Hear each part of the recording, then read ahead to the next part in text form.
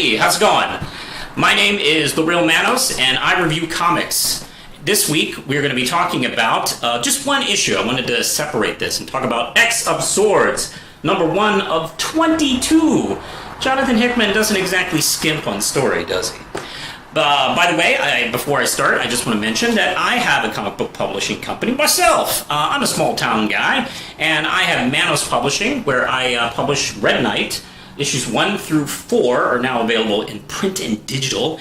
I also produce a novel. It's Davida. If you're looking for a vampire book for this Halloween, I recommend mine. It's available in print, and you can also find it on Amazon and Kindle if you're an ebook person. Alright, hey, let's get talking about big-time comic books here. This is, like I mentioned, Jonathan Hickman, but it's also co-written by Tini Howard, and it's drawn by Pepe Larraz, and that's the most fun name I've had to say all week. If my name was Pepe Larraz, I would show up everywhere in like a white tuxedo and top hat and tails and go, "Hello, I'm Pepe Larraz, and I want to sing!" And I'd probably be kicked out of most places I'd go, but you know, The Real Manos is fine. It's a fine name. So, alright, let's get going on this thing. Now, to be honest, like, I've been up and down on X-Men over the years. Since 1990, I've been reading the books off and on. And oddly enough, I don't have much experience with Apocalypse because every time I've been off, he's been showing up. I haven't been avoiding him or anything. It's not... He seems like a fine character to me. It's just been one of those things. Like, I'm reading other things, and then he shows up and does his Age of Apocalypse stuff. And then I check out the X-Men again, and he's gone. So, you know, it's just one of those. So, yeah, he's a big part of the Krakoan government now. And he's had his grandson, Summoner, he's been brought over, and they got big doings over in this other world, literally called Otherworld. And... this is a big, thick book. I don't know if I could really go into the stories. This is issue 1, and this has almost as much as one standard event. Hell, I've seen 9-issue event titles have less story than this one issue. And this, I assume, is the pre-credit sequence. The original 4 Horsemen of the Apocalypse are kind of like decimating all over Otherworld. There's this one spot they haven't taken yet, and oh hey, they're gonna, once they're done, they're gonna start hitting the portals that they have access to, and of course the weakest portal is to Earth, Krakoa, so that's of course gonna be number 1 on their hit list.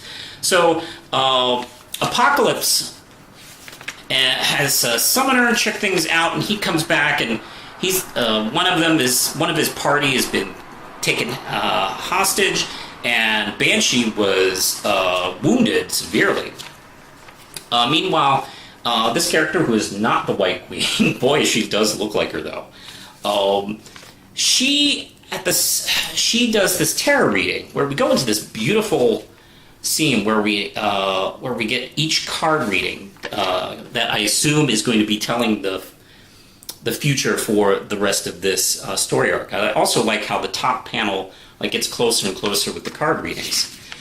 Meanwhile, a character, a mutant named Tara, sends a dossier, an intelligence report in. Like, hey, I just did a tarot reading, and I got this message here, which is very similar to the one she just got. Apocalypse, let's see, gets the message from Summoner and realizes that, you know, everything went wrong. He goes to the big leaders of the X-Men.